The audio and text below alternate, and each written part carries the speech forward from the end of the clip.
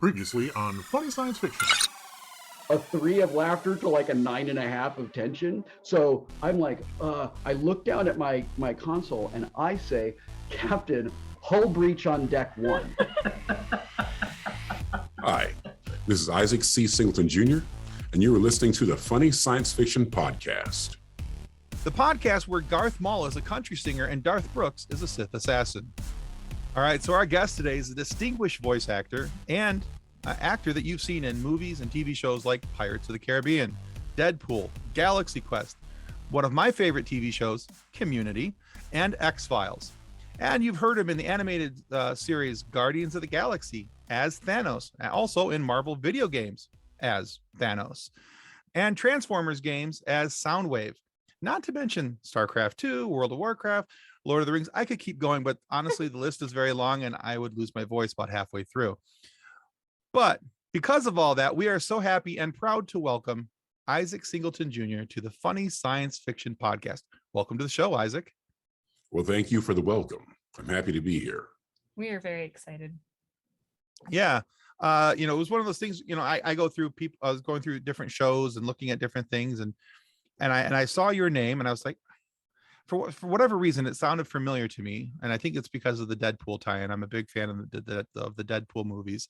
Mm-hmm. And so I went and I clicked on your name and I was like, oh, we got to get this guy on the show. See, and then when you told me the name and I'm like, I know that name. Why do I know that name? And I Googled you and I saw your picture pop up and I'm like, oh, because he was in Pirates of the Caribbean. That's why I know him. See, there you go. And then I got to your IMDb list and did the and that, and that, and that, and that, and oh my word. That is an impressive list. It is.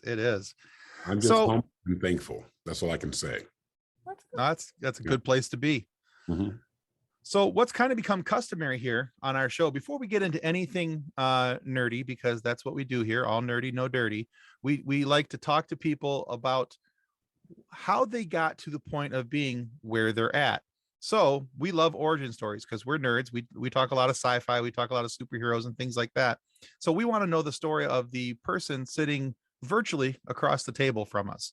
So in your case, Isaac, what was it that helped you realize that you wanted to have a career in performing arts?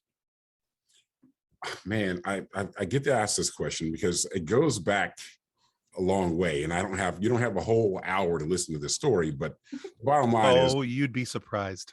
The bottom line is God told me. I went to college to be a commodities broker. God told me my sophomore year of college I was supposed to be an actor, and I said, "Okay, God, I'll listen to you." And I transferred to universities, changed my major, and that's what I've been doing ever since. That's how it happened, really, seriously. Okay. That's the short version. That's the short version. Okay. Yeah. Well, let's add this question on to the base question then. Mm-hmm. What were some of your influences then that helped shape who you wanted to be as an actor and a voice actor? All right. Well, it's funny. I didn't have any set influences. Like I didn't say, oh, I want to be like that guy or that guy, because I knew that early on. I knew your career is going to be your career and your career is not going to be someone else's career, in other words. So if you're an actor and you want to be an actor, don't go out there trying to imitate somebody else. You got to make your own lane and do your own thing and just be smart about it. So my thing was to study. I always made voices and funny things like that since I was a child. I never thought I was going to be an actor. I just was doing that for the fun of it because I always like to do accents and voices and stuff like that, just for entertainment. Who knew I was going to be paid to do that one day? I just was doing it for the fun, But the bottom line for me is always about being trained correctly to make sure that I can deliver what I need to deliver when I get on the set or whenever I get on into the mic, whenever I'm there, so they know that the actor they hired is here to act and give them a job they hired me for. So I think it's all about training. And then I set goals for myself, truly. But, when you're in an industry where somebody else is deciding whether or not you get the job or not, your goals can fall short sometimes. You might have a job you really wanted to get, but sometimes you might think you didn't get a job and you got that job. So you never know what's going to happen. It's great. It's almost like reaching your hand into a bag in Halloween and pulling out some kind of prize. You never know what you can get sometimes. So it's good. It's great. All right. I like that though. That is that, like, you're reaching in for something. You're gonna get some sort of treat. You just don't know which one. Like, yeah. So sometimes you don't get the treat at all. It might be a gag gift, and sometimes you get a great treat. So that's how it's happened. So I've had a lot of great treats pulled out of that bag. That's all I can say. I've had really a lot have. of yeah, You really have. I'm not complaining about anything, but I still got more goals I'm trying to achieve, and I keep going after it because I love it. It's so much fun to do it. That's the bottom line for me. Fun and the money. That's why I do it. For the fun and the money, and I want to make the fans happy. That's what I do it for. Awesome. That all makes sense to me. Mm-hmm. Awesome. So I was looking through your IMDb and was surprised when I looked at one of your first film roles was that of Saris's guard in perhaps one of the best Star Trek films of all time, Galaxy Quest. Because obviously it's a Star Trek film. Yeah, I know what you said.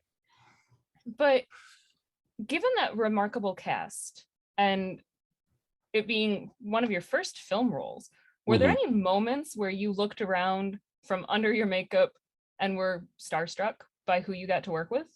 No, I haven't had that because I'd already been working with some people before that movie, even when I was in Florida working with people who were already quote unquote stars. So, when I decided I was going to be an actor, when I feel like God said, Isaac, this is what you're going to do, I just said, okay, well, that's where I'm supposed to be then. Mm-hmm. And I've worked with some great actors. Like one of the best actors I've ever worked with was Anthony Hopkins. And I did a movie called Instinct with him back in Jamaica before I even moved to California. Yeah. We were in the jungles of Ocho Rios. And, I was doing stunts on that movie, but, he beat me to death with a stick in that movie. Yes, but I remember talking to him between scenes. I remember I just would leave people alone. I'm not a guy who's like all up under my, hey, what are you telling? Tell me about your life. And how do I make it as an actor? I was never that guy.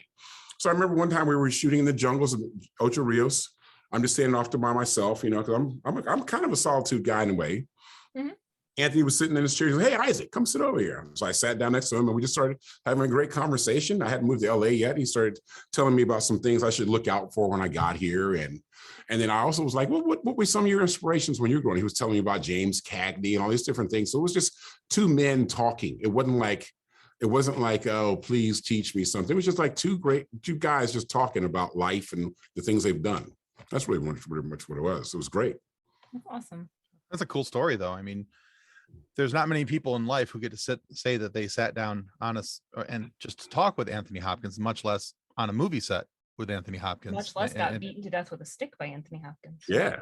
I mean, that's the cherry on top. I mean, that's always part of it. But yeah, that's a really cool story. And I like the fact that your approach to it, it wasn't that you were, starstruck. It wasn't that you were star chasing. That you were just there to do your job and you just ended up having a conversation. I think I like the genuineness of it, that's just how it happened. Now at this stage of my career, I've worked with quite a few A-list actors, as you'd say, the A-list is concerned, and it's always the same interaction for me. It's always just like, we're here to do our job, we're getting along, we do our scenes, they yell cut, and we do what we got to do. That's just the job of it. It's great. So it's not like, oh my God, I can't believe I'm on this set with such and such. In the back of your mind, I'm like, wow, I get to work with such and such. But it's not like, oh my goodness, I can't believe where I am. And, I'm not, that's just not me. I'm very chill. I'm a chill guy. And I look at it like I belong here. They hired me. I'm supposed to do the job. And that's why I'm here.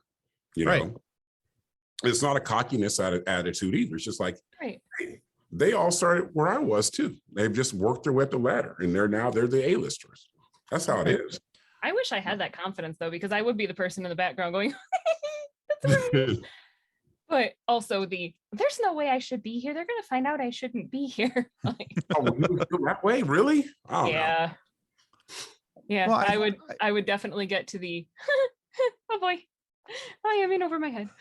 I think that would wear off after a while, though. You might feel that way. I think so. on the first one or two, but I think that after, you've done this for a little bit, and clearly Isaac's done this for a while, and you're right. I don't take it as cockiness at all. I take it as confidence, and there's a grand and stark difference between cocky and confident. I think it's even a very humble attitude that you're not absorbed in yourself with the, well, I deserve to be here. You're just I'm here because this is my job. Yeah. And I have to be honest, I always come from a place of thankfulness. I'm always thankful to get the next role because I know there's a lot of people vying for that role. I know that. And I'm very thankful that they pick me. I'm thankful I go in and do a job they really want. And especially when you're doing voiceover, it's so much fun to be in to be in the booth doing the voiceover. A lot of times you're in there alone. Mm-hmm. We're doing Guardians of the Galaxy and Adventures Assemble, the Marvel cartoons. Now, all of us are in the room together reading the script out loud together at the same time. But when I'm doing my video games, I'm alone most of the time, and all I can see through the window or the glass is the director, the producers, and the engineer. Right. And we stop, and they'll evaluate the line. But I love it when I'm doing the lines. I can see them over there going, "Oh my God, yes!" They're wanting, and I'm surprising them with even more than they were expecting, and that makes me feel good. But also, they're getting some good work in there. I love it. That's cool. That would be cool. Stuff. It is fun. Yeah, we've had some pretty interesting conversations with other voiceover actors, and we've kind of, I don't want to say that that's where we've hung our hat on a lot of our interviews, but we've talked with a lot of voice actors because, and I've said this before, you guys are just cool, and the way that you guys go about your work and how it's done and everything else, and it's also led to some really interesting conversations with people about the specific jobs and how they're doing them and why they're doing them, and I think one of the most interesting aspects to me is that line of separation there between the video game world and the animated world, where many times in animation you guys may actually be together and in the same area and doing the work together, but most of the times like you said, in video games, from everything I've heard, and I'm not a voice actor, so I'm going by with what you guys tell me, is that you guys are doing those things by yourself. Is it harder for you to prep for one over the other because of not having the ability to see the reactions from your co-stars and be able to know what what to put into the line? No, okay. When it comes to the cartoons, I get the script beforehand. I read it over a few times, so I know my character. And I mean, I have to be honest, Thanos is one of my favorite characters of voice because it's just a delicious character. I mean, he's got so many different layers, and and people are like, he's the bad guy. And I was like, is he the bad guy though, really? He just wants the best for the universe. If that means half the individuals have to go, that's more for everybody else, is what he's saying. Different things like so I can rationalize the character through Thanos's mind and get into that character. And it's so much fun because he gets to say the fun stuff the good guys can't say. Right. He gets to say what everybody else is actually thinking. I mean, like, I remember there's a couple of favorite lines of mine, but like one of my lines, he's attacking New York City. And the line is something along the lines of like, "You Earthlings are very annoying, but the sounds of your screams and confusion do amuse me. You may continue those." That makes me laugh even as I was saying it. It was so good because he's like, "I'm blowing you up, sure, but your screams, they make me happy. Keep screaming. I like it. I like that, Yeah. And I can see where Thanos has a point. He's not entirely wrong. His methods may be wrong. Yeah, maybe, but it wasn't a painful death when you get disappeared. You just disappear. It's all right. You know what I mean? It's not like your agony. Honestly, after looking at the internet and looking at what humanity is like, he's got a point. There are some days I have sat there snapping my fingers and nothing's happened. And I've imagined it. You need look an like I'm gauntlet. Exactly. I just look like I'm trying to sing a song, so. But yeah, to answer your question, yeah, the preparation is very different for both because when I go and do a cartoon, I've read the script a few times. I know what my character is going to do, and we know the lines. I know the lines pretty much, even though I'm going to stand there, read them out loud, and reading them. But when I go do a video game, I have no idea what the character is going to say at all. I don't know what he's going to say at all. They have the lines already queued up, and we just go block by block. I know what my intention is because they tell me what's going on in the scene, and I read the lines via the intention. So that's how we do it there. And I just have no idea what line's going to come up. I don't even know how many lines I'm going to read that day when I walk into there to do a video game voiceover. See, that's always been interesting to me, talking to other voice actors about how you do this with video games, that they just tell you, so this is what the conversation is. Here's your line. It's like, but you get like that much context to what you're supposed to be saying. Yeah, and that comes back into what I was talking about, the training aspect of earlier. When you become an actor, you learn the who, what, when, where, and why. So then that way, whenever someone tells you what's going on in the scene, all right, you know the who, what, when, where, and why, because you know what your characters already is. And then you know why and who and what's going on. And thus, you know, they tell you what's going on as far as emotions concerned, and that's what you got to portray right then and there, you know. All right. That's why it goes back to that training again. You got to be you got to train. I mean, some people, I've had conversation with people who don't act at all, like, oh, acting's easy. And I'm like, oh, it is. Have you acted before? Oh, no, I've never acted, but I see it on TV all the time. This guy's, I'm like, and I just kind of nod my head and said, okay, well, you know. But the bottom line is it looks easy because these people are trained to make it look like it's easy and make it look like they're just having a normal conversation. Right. Because you've seen bad acting, you know, that's, I mean, but that's opinion based. Somebody might watch a performance and think, oh my gosh, that was the best thing ever. Person next to me be like, that was the worst acting I've ever seen. So that's another thing about acting is it's so great because some people love what you did and other people are like, it's all right. You're both right because it's your opinion. It's subjective for sure. It's because it is art, and art is subjective. Yes, exactly. Absolutely. So you brought up Thanos, so I'm going to lead it. That leads me kind of into my next question, or I brought up Thanos, you brought up somebody brought up Thanos. Anyway, since we mentioned Thanos, here we are. He just Thanos. We keep talking about again. What's this? Huh? Exactly. That one guy, you know, the snappy finger dude. Okay. Yeah, that guy. So from what I understand, and from what I could tell, it looks like that even before Thanos made his first MCU appearance, you were already voicing Thanos in Marvel video games for a little bit, as far as timeline order is concerned. So considering that, you know, Josh Brolin had not done any voice acting work, you know, for the green screen and the fitting there of Thanos, up to that point, where did your inspiration for the beginning of Thanos and his voice and acting come from? Where did you draw from to make him come to life? All right. So I just looked at him, you know, the picture of him. I mean, he's supposed to be 9 feet tall, supposed to weigh 910 pounds, is what I've heard one time on a video game or in one of the Marvel magazines. I looked him up. He's supposed to be like 9 to 10 feet tall. And weighed 900 something pounds. I mean, he's a solid guy, you know, he's not a little big dude. Yeah. And I figured, you know, okay, he's going to sound like I would sound if I was 9 feet tall. So it's even going to be deeper than the voice. Like the voice I'm using right now, this is Isaac Singleton Jr. talking to you. But if he's 9 feet tall and weighs 900 something pounds, then he's going to even have a deeper bellowing voice is what I thought inside of my head. I said, okay, so, but he's not going to sound all crazed or whatever. He's very calm, cool, and collected because it's almost like his attitude is like, just listen to me.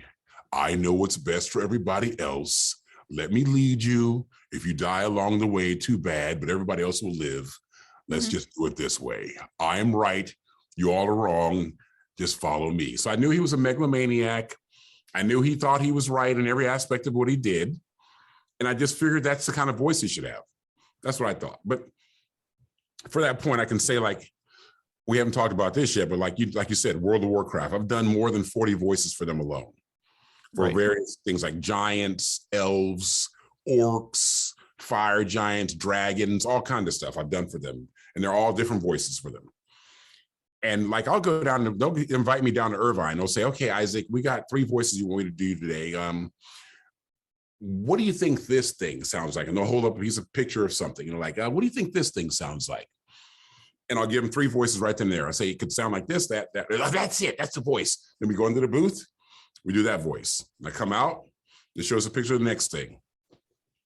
And that's how we do when I've gone down to Blizzard and actually done the stuff there at their place.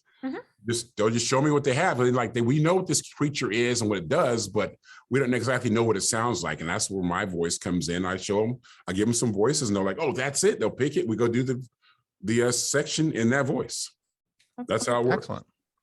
So it's just, so once again, it goes back to the 4th grade Isaac, guess who's making noises just for the fun of it. Right. Well, making noises for the fun of it's just the best. My 3-year-old, I have a 3-year-old little girl. She has started using a little lady voice. And A it's this little lady voice? Yes. She'll walk around the house with this little gravelly little lady voice. And I'm like, where did that come from? And it's hilarious. And I love it. And I love that you've gotten to take your joy of playing and you still get to play. You just get paid to play now. Yes, it is. It's fun. So on the subject of your voice, we've already talked about how remarkable that bass tone of your voice is. And a lot of voice actors have musical backgrounds. So outside of acting and voice acting, have you ever done anything musical? Okay, when I went to American Academy of Dramatic Arts here in California, when I moved here for the summer program, and I had to sing. I don't consider myself a singer, but I had to sing in one of the classes. It was fine. I can carry a tune. And I remember even when in 7th grade, I took a class, in one of my 7th grade classes, we had to sing in that class also. So I remember singing, but I never wanted to pursue singing. It just wasn't my thing. I just didn't want to be a singer. Right. But I guess I can hold a note if someone gives me the music and, teach me how to sing the song, I can do that. But I don't consider myself a singer, but I can sing. Do you do anything other musically? Do you play instruments? No, I wanted to play the drums. They gave me the trumpet when I was 7th grade, and I was like, well, I want to play the trumpet. So I didn't really take to the trumpet because I wasn't excited about it. Right. And then the next year I didn't play in the band at all. I just went out and did other things. Yeah. Yeah. That's sounds like my son Parker. He got given the trumpet and he did 1 year band and he was just like, yeah, I want to bang and clang on things. And they're like, no, you need to play the trumpet. And he was like, yeah, I think I'm done with band. So you're gonna play drums too then. Yeah. Yeah. See, my dad was a drum major in college and in high school. So he played. Oh, okay. I wanted to play the drums, so they gave me the trumpet, and I was like, oh well. I played it a little bit, but I never took to it. I don't even remember the notes. I just remember G because I have to press a button. Other than that, I'm not into trumpet, He actually got pretty good at it, and he went from that, and then we bought him a bass guitar because he figured if he wasn't going to learn how to play the drums, he'd learn how to play guitar, and he wanted to play bass. And he started to get pretty good at that, and then he broke his collarbone twice. With playing bass? No, being a stupid kid at school. And they're just thrashing out. If he breaks his collarbone playing the bass. That would have been kind of impressive, and that would have been a much more impressive story to tell. But no, we'll have to compare Nolan's collarbone break story to my brother's. No, that's Parker's collarbone. Oh, Parker, break. Sorry. That was Parker's. How many kids do you have? I have 3. Okay. Yeah, so I have 2 boys and a girl. My girl is my youngest. Okay. But yeah, my oldest, he's let's see, he's gonna be, oh goodness, he's gonna hear this and know that Dad can't remember. 24 this year. He's a grown man. Yeah, he's a grown man. So yeah, he's 24. He's married. He lives on the other side of the state. Not too far from where Kathleen lives now. But in the middle of the state, not the other side of the state. No, from what I hear, it's actually on the other side of the state. But and then my middle son still lives at home. He's going to college, and my daughter's in high school. I see. But yeah, so my oldest was playing bass and doing really well, and then he found out that you probably shouldn't play football with the football players and play tackle football with the football players on cement. Not when you're built like Parker. On cement. Yeah, he got tackled on some cement. I also have to tell you that my boy's also built like this. He's 6'3" and scrawny, and I got tackled by one of the offensive linemen. Shoulder burst. Not good. Yeah, that's right there. So done. And there was a re-break, and something again stupid with football, but that's a whole nother story. But yeah, talk about origin story. I mean, you want to hear the origin of me as far as my body is concerned, because I was a smaller, skinnier kid growing up. And I remember they were saying I might not make it to 5'10". I'm like, I'm going to be bigger than that. You watch. Anyway, when we moved to Germany, I was going 11th grade. I was 6 feet tall finally that summer. I was so thankful and happy. I got to be 6 feet tall, but I weighed 145 pounds. That's all. I started playing football. I went to 175 my junior year. And in my senior year, I was 195 and I was 6'4", and I graduated. And then my sophomore year of college, I was 6'5" and I was weighing 220 pounds. And now I live here in California and I'm definitely not 220 pounds. I weigh 290 something pounds now. Cause I just keep working out and keeping in shape. I'm 6'5", but I'm not a little scrawny guy anymore. That's for sure. No, we kind of gathered that as you got up earlier and went to go get your drink. We are like, that's a big dude. All right. I'm 6'3". My dad is 6'7", so yeah, we've got my son Parker, he's 6'3". Nolan's 6'5". I'm We're tall not exactly for a girl. My wife is tall for, I hate saying tall for a girl, but my wife is 5'9". My daughter's 5'8". We're decently tall over here. So did your dad play for Michigan or anything? No. He's one of those guys that looks like he should have played football, but he would have tripped on his own shoelaces somehow. Just has shoes. Yeah, no. There's a whole lot of unathleticness there. Great guy. I love him to death, but no. Your dad's great and he gives the best hugs. He's a good dude. I love him to death, but that's a no on the sports. Okay. It's one of those hugs though that like you're gone. You can't find he is a human billboard. So he's that big. Okay. He's big dude. Big dude. As my 5'8" person, and I get a hug from Rick, and I'm like, can't breathe. Good.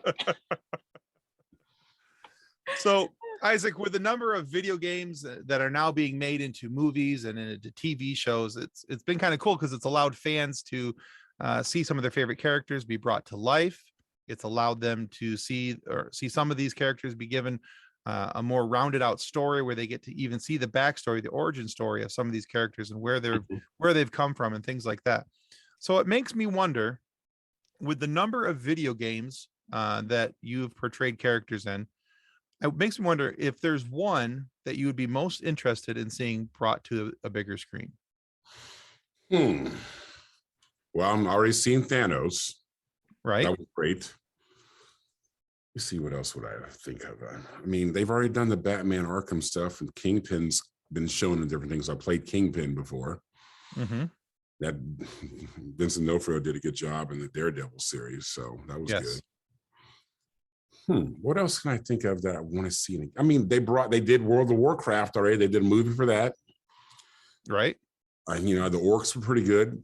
They weren't very happy with the movie itself. I understand even the producers weren't very happy with it once it was done. From my understanding, when I'm told, I don't know. I wasn't in the room, but I enjoyed myself while I watched the movie, but I would have liked to have been in it. Just because I like doing in movies anyway. Right. I can't think of anything else that hasn't come out already that I've been in. I mean, they've already brought the Spider-Mans to life too. They've been on screen. Right. Yes, I've done a lot of video games that already have turned into movies or TV shows already. So I can't think of anything that I've done that hasn't been turned into something else that I'd want to see as a movie or TV show, Fair enough. Because I was looking at it even from the aspect of perhaps even shows where there's already been a character out, but it's something that you would have liked, yourself would have liked to have been able to portray. Because I was looking at, Soundwave from Transformers, having the opportunity to voice him for a major motion picture.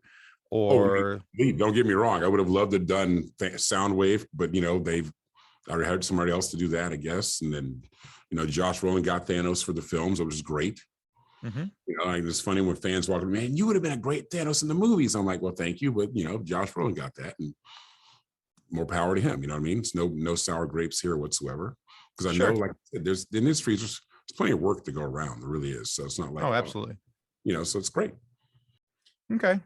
Well, my personal hope is that this isn't video game related or anything along those lines, but I would love to see you come back in something in The Mandalorian. I'm a huge Star Wars fan, so anything that's Star Wars related, if we can get you back into one of those, one of those upcoming shows. Yeah, that's exactly true. I would love to be back on that. But Disney, and I mean the Disney universe itself with Marvel and with Disney and just doing Star Wars stuff. I mean, I would love to keep going back and forth between both those worlds and bring in some live action roles in those. And that's what I'm looking forward to and scrambling towards now. Awesome. That'd be awesome. More of that going. Yeah. And hey, for your size, the size of man you are, you could play a Wookiee pretty easily too. So, Well, I'd be short for a Wookiee though. Well, not really. They're like 7 feet. I'm 6'5". Some of them are, but some I like to think of Wookiees as multi-size. So I gotta think there's a couple shorter ones. Oh, You'd be you could be the runt of the litter. Wookiee. It'd be okay. Oh, the runt. You know what? I really now, I've done a lot of shows where I had full prosthetic makeup and been covered up and all that kind of stuff. I really would like to portray an actual humanoid in that world where you see my face and it's me as a human being too. That'd be awesome. There's some characters out there that are kind of being written that I would like to play that are actual humans in that world. Yeah. Okay. Both of them, the Mandalorian world and also in the Star Wars world. That'd be cool. But don't get me wrong. Playing Trelac was fun also, but at least you saw it was my face. Right. Right. Yeah, absolutely. Understood. Well, yeah, let's get it. Let's get you out there. Hopefully, hey, throw it out in the universe, something good happens, and you get to. I think you'd make a fantastic Mandalorian soldier, though. I could, or I would be a pretty good Jedi also, I believe. Would be. There you go. I think my voice alone would be very sage and knowing as far as that's concerned. I was also thinking of you as a bounty hunter. I think you'd be an awesome bounty hunter. I would definitely do that too. Because of the physically impressive, but then you also have the voice where you could make it sound very concerning for the person that you're hunting. It just bring you in warmer. I can bring you in cold. Is a much scarier line when it's said in a much deeper voice. Nothing against Pedro, he does a great job, but still, just saying. Yeah, and congrats to him, man. He's a cool guy too. I don't know that personally, but I will take your word for it, and I would love to find out someday. So Pedro, if you're listening, welcome to Funny Science Fiction. We'd love to talk. So just saying. We will talk about the fact. I want to ask you a question. Yeah, go ahead. I'm looking at your hat, Ferris State. Now, does that go back to Ferris Bueller's Day Off? What is that? No, Ferris State University, right here in Michigan. Oh, that's an actual student. Okay, it's a university. Yeah. Okay. So I'll turn it. I have hat head, so don't just ignore that. But they're the Ferris State Bulldogs. Okay. My wife has worked at that university for 15 years now, and my family is real big into hockey. You'll see my Red Wings jersey there. I got my Red Wings shrine up on the wall. But we're real big hockey fans, and we've had, except for the last 2 years because of the pandemic and my daughter's autoimmune, we haven't had our season tickets. But we've had, for 12 years we had season tickets up at Ferris State for the hockey program, and we've gone to every single home game except for the last 2 years.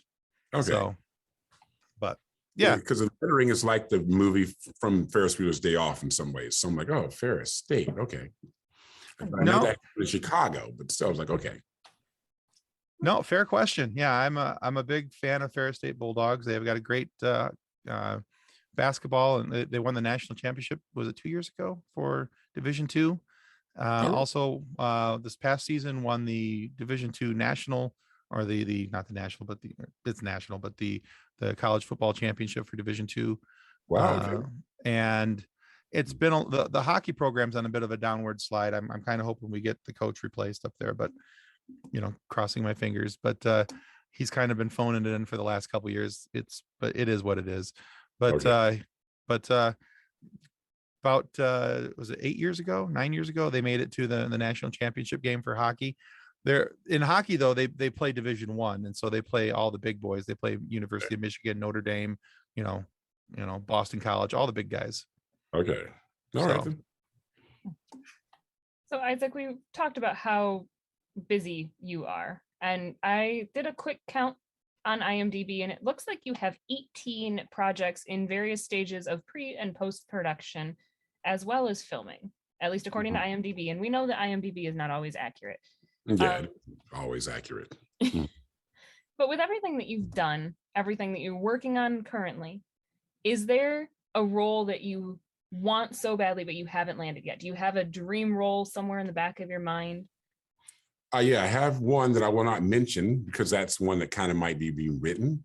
Ooh. So yeah, I don't want to say that one, but I do want to play a role That's very similar to what Anthony Hopkins played in The Silence of the Lambs. I want to play the very smart, cold, calculating, I guess you could say serial killer guy, because, you know, I can be very nice and unassuming looking, but at the same time, behind closed doors or in the night, you don't know what I'm doing. And I want the audience to cringe when they see me, just smile and say, oh, good morning. How are you doing today? Welcome into my office. You know, and then, and then later on, you never know what happened to that person. You know what I'm saying? That's the kind of character I want to play. I want to play something like that and get away with it in the movie, like Anthony Hopkins did in Silence of the Lambs, where that last line when he was talking to Jodie Foster on the phone, he's like, oh, the world is much more interesting with you in it, Clarice. I won't be coming after you. I've got to go now. I'm going to have a friend for dinner. And it shows that doctor come off the plane on the island he's on. Right. And he kind of puts his hat on and kind of follows along. You know that doctor's not going to make it. And it's great. You know what I mean? That's one of the... he was had with some Chianti and Farva beans. So that was, and that is one of those lines that you're like, oh, that's what he meant by having a friend for dinner. Oh boy. Yes. Yeah, I remember the first time I watched that, and it was the yikes. Oh boy, I could totally see you as in a role like that, though. That would be. I can too, and that's why it's one of my dream roles. I'm such a nice guy in the real world, so nice and friendly, but I can play a good villain, I believe, and I can play a smart one, not a brutish, crazed, Leatherface type guy who's just like cutting up people. And I want to be the nice, you don't know what I'm going to do kind of guy. I dig it. I'm very friendly. Don't worry about anything. Come on in. You have nothing to worry about. I think that'd be a fun watch, personally. I think so. I'm mashing up like Anthony Hopkins in Silence of the Lamb and Dexter and Jigsaw. Jigsaw. You threw some jigsaw in there. Well, just for the fun of it. Not for the makeup and everything, but just for the for the puzzles. For the puzzles and the puzzles, yes. The trapping people and all that stuff. I've got chills. I'm okay. That would be so cool. All right, so Isaac, our Facebook group, as we mentioned at the outset here in the pre-show, has over 200,000 members. I think we're at 202,000 members right now, and it's always growing. Our group site is filled and full of memes. It's combining this universe with that universe and so on.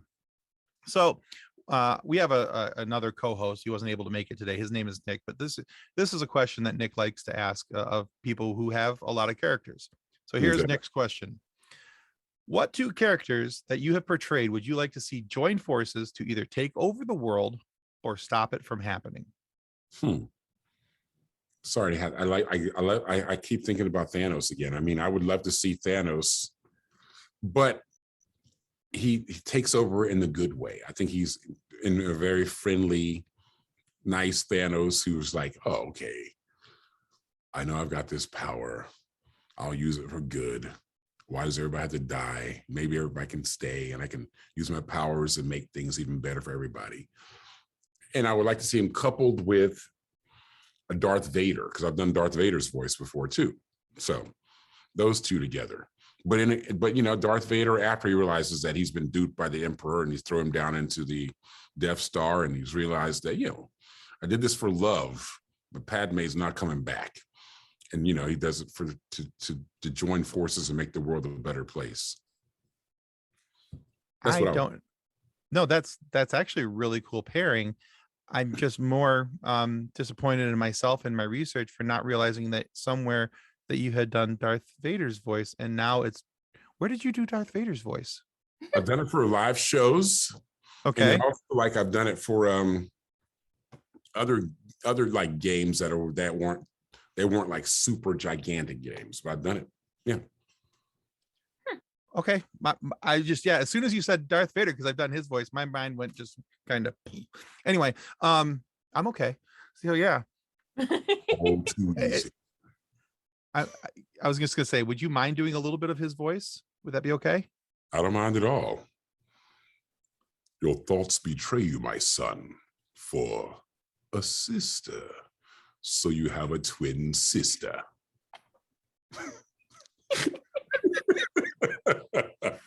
I'm okay. Your thoughts betray her now too. And if Oh you my won't God, that's good. join the dark side, perhaps she will. Holy cow, that's good. Just, yeah. Tim's I'm okay. Tim's just gonna bounce and giggle over there for a little bit. I'm a massive Star Wars fan. So That's an actor I met when I was in college. James Earl Jones came down to my university, University of Central Florida, did a speech, and we did a little talk afterwards. It was great to meet him in person. And the first thing he said to me was like, "You could play Jack Johnson." That's what he said to me. And then what happens when I moved out of California, I went to American Academy of Dramatic Arts. I had to play Jack Johnson in one of my scenes. I was like, James was right. Well, you know, Jack Johnson was one of the first roles he played in The Great White Hope, right? Yeah. So yeah. Mm-hmm. That's really cool. Yeah. That is a cool story. I actually kind of think that's a cooler story than your Anthony Hopkins story. Just because I know it's James Earl Jones. Well, yeah, but you know, it's James Earl Jones. I mean, he's something else, isn't he? What is he?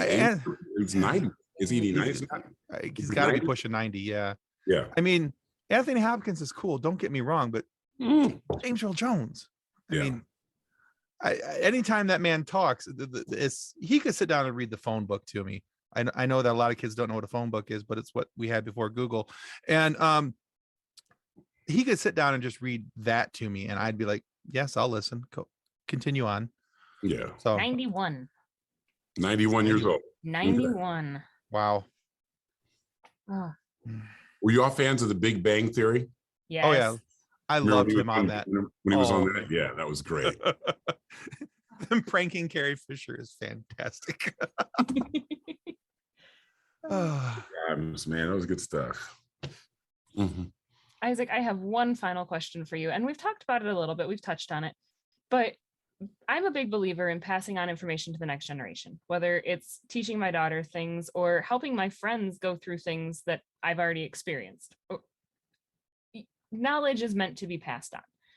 So what is your one piece of advice that you would pass on to new and aspiring actors that you found invaluable to your career?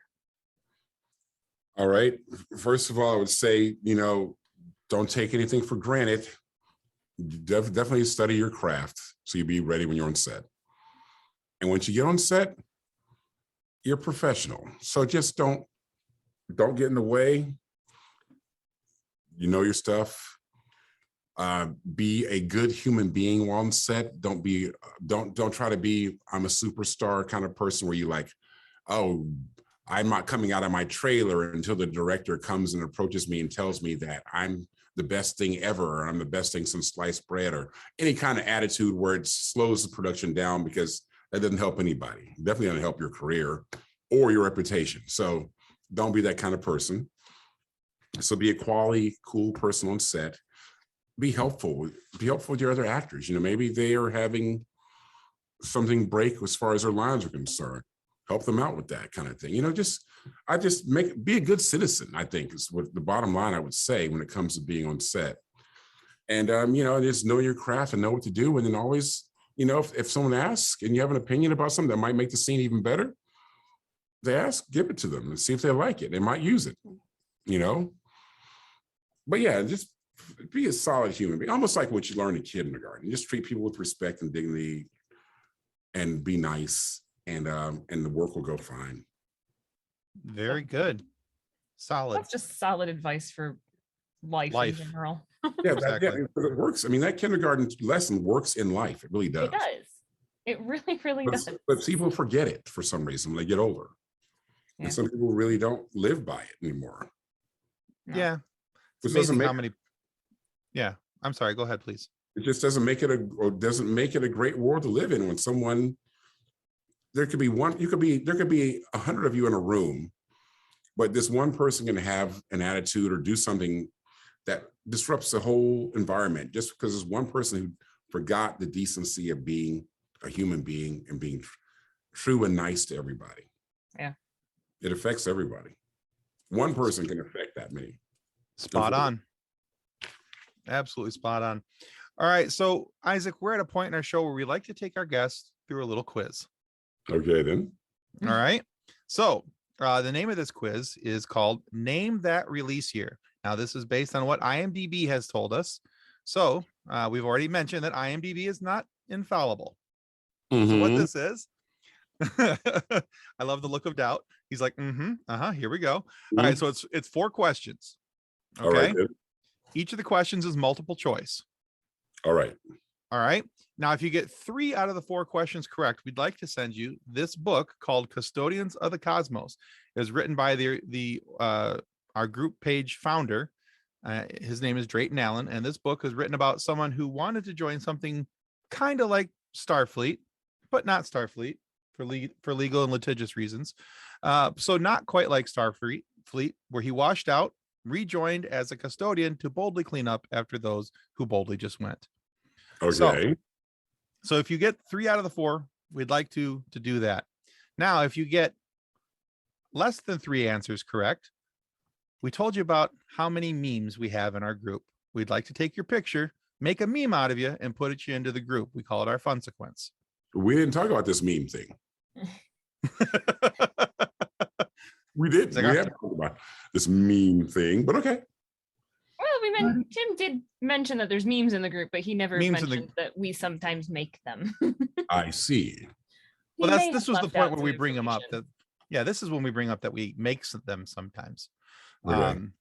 But if you're agreeable to that, the meme will be in good taste. I promise you that. Okay, then. All right. So 4 questions. Each of the questions again is in multiple choice. So we're going to give you the name of the project, the name of your character, and 3 possible release years. Okay. Okay. All right. Number 1, Transformers: Rise of the Dark Spark as Soundwave. Was that released in 2010, 2009, or 2014? Gosh, I did more than one Transformer, so geez.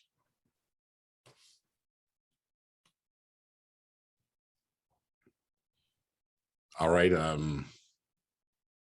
2014. That is correct. Very good. All right, question 2. Galaxy Quest as Cyrus's guard. Was that 1994, 1999, or 2004? That's 1999. Very good. 2 for 2, my sir. All right. Question number 3. Pirates of the Caribbean: The Curse of the Black Pearl as Bosun. Was that 2003, 2001, or 2008? That came out in 2001. No, that one came out in 2003. 3? It did. Oh, we were shooting in 2001. That's what happened. Okay. All right. So 2 right, 1 wrong in theory. And then the last one, Deadpool as Booth. Was that 2006, 2011, or 2016? Let me see what this is. Yeah, 16. Very good. 2016. All right. So that's 3 correct. We're not making a meme out of you, but we would, in fact, like to send you this book. So after we release everybody else and say goodbye to them, stick around and we'll get some shipping information from you so we can send it to you. Okay. All righty then. Isaac, thank you so much for being on our show with us today. Where can our listeners go to find out more about what you're doing, what you've got coming up?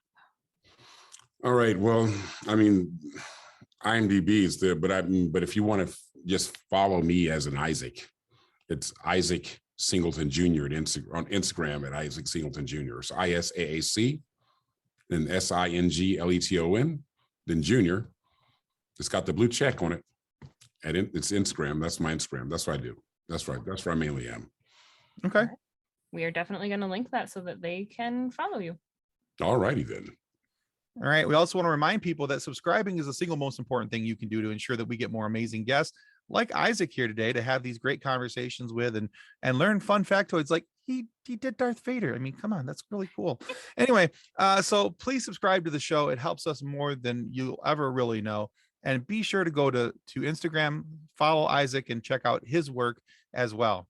Now, however, if you are not happy with the content of our show today, please feel free to lodge a complaint with the head of our complaint department. That, of course, is Thanos, the Mad Titan himself.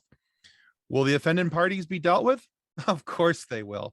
But keep in mind that Thanos has a habit of wiping out 50% of all life with the snap of a finger. And there's really no telling which side you'll fall on and which side I'll fall on when he snaps. But if you win, we'll even provide you with a handy dandy I Survived the Snap t-shirt, provided that, of course, we're still here to provide said t-shirt. Yeah. Thanks again, Isaac. You're welcome. This has been so much fun. Thanks, Isaac. Really appreciate it. That's our show, guys. Thanks for watching. Goodbye. Goodbye. Our show is brought to you by our charity sponsor, the Red Shirt Widows and Orphans Fund, which supports the Wish Upon a Teen Foundation that helps out sick kids when they need it most. And just imagine the comfort you'll give Red Shirt crewman number 80. He'll know that when he puts on the red shirt and joins Jack Sparrow to rescue the Black Pearl from the clutches of Davy Jones' locker, that he didn't leave his family destitute and without hope, because the Red Shirt Widows and Orphans Fund has his back, and what's left of his piercings. And speaking of sponsors and show partners, check out this short video from our good friends over at Level Up Lightsabers.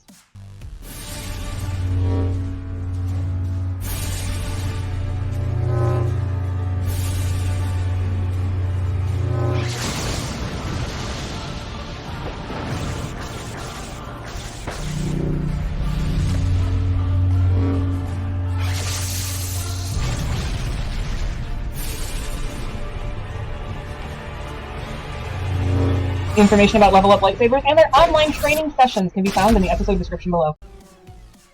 On behalf of the rest of the hosts of Funny Science Fiction, we'd like to thank you for listening to this episode. If you'd like to be a guest on one of our future episodes, please contact us by means of our Facebook group, Funny Science Fiction. You can find us on Twitter or Instagram using the handle @FunnySci-Fi, or you can go to DraytonAllen.com and click the Contact Me link at the bottom of the page. Thanks again. Hope you enjoyed the episode.